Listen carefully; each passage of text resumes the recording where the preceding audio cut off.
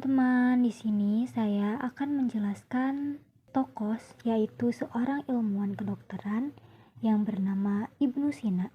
Siapa sih Ibnu Sina itu?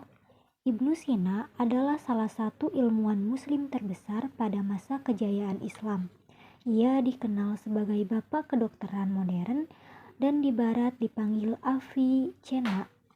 Nama lengkapnya yaitu Abu Ali Al-Husain Ibnu Abdullah Ibnu Sina.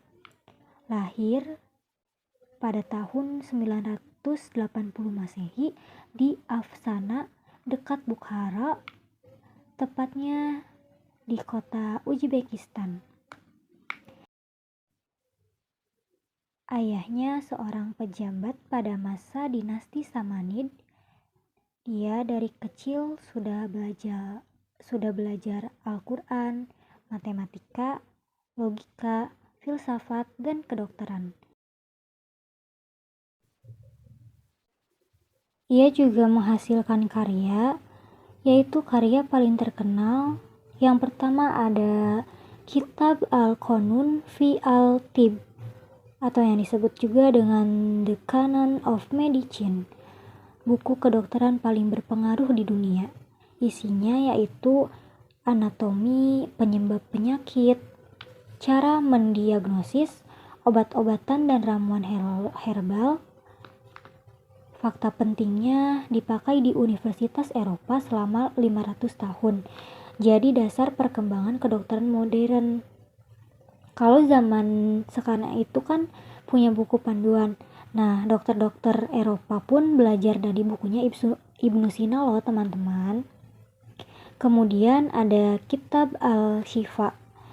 Buku Kitab Al-Shifa ini merupakan buku ensiklopedia ilmu filsafat dan logika yang isinya tentang matematika, fisika, ilmu alam, logika, dan metafisika. Kepribadian dan cara berpikir Ibnu Sina ini yaitu ia sangat suka sekali merenung. Yang kedua, dia juga tidak berhenti belajar sampai malam dan fokus menemukan jawaban dari masalah. Ia juga rajin menulis, sekitar lebih dari 200 buku yang ia tulis. Jadi Ibnu Sina ini bukan cuma pintar, tetapi ia tekun.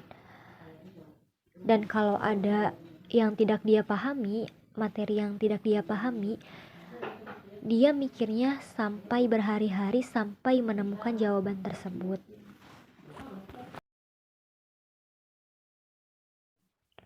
Kontribusi besar Ibnu Sina yaitu pada bagian kedokteran. Yang pertama, dia menjelaskan konsep penyakit yang menular. Yang kedua itu memisahkan antara penyakit fisik dan mental, menjelaskan gejala-gejala klinis, serta memperkenalkan metode diagnosis modern. Dan dalam ilmu filsafat dan logika, dia menyempurnakan logika Aristoteles. Logika ini yaitu cara berpikir untuk menyimpulkan sesuatu yang benar. Kemudian dia juga menjadi rujukan ilmuwan antara Eropa dan Islam. Dan dalam bidang psikologi, dia membahas hubungan pikiran dan tubuh, serta menjelaskan gangguan kejiwaan.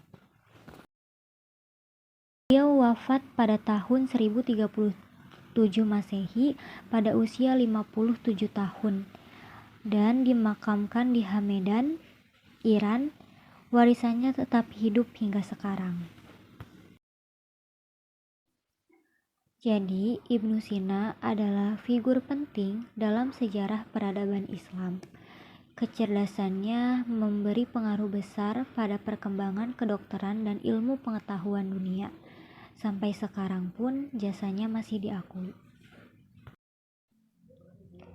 Ibnu Sina menunjukkan bahwa Islam sangat mendorong umatnya untuk mencari ilmu. Pemikirannya membuktikan bahwa ilmu dan iman bisa berjalan berdampingan. Sampai sekarang, pemikiran dan karya Ibnu Sina masih berpengaruh dan menjadi bukti kejayaan peradaban Islam dalam dunia ilmu pengetahuan.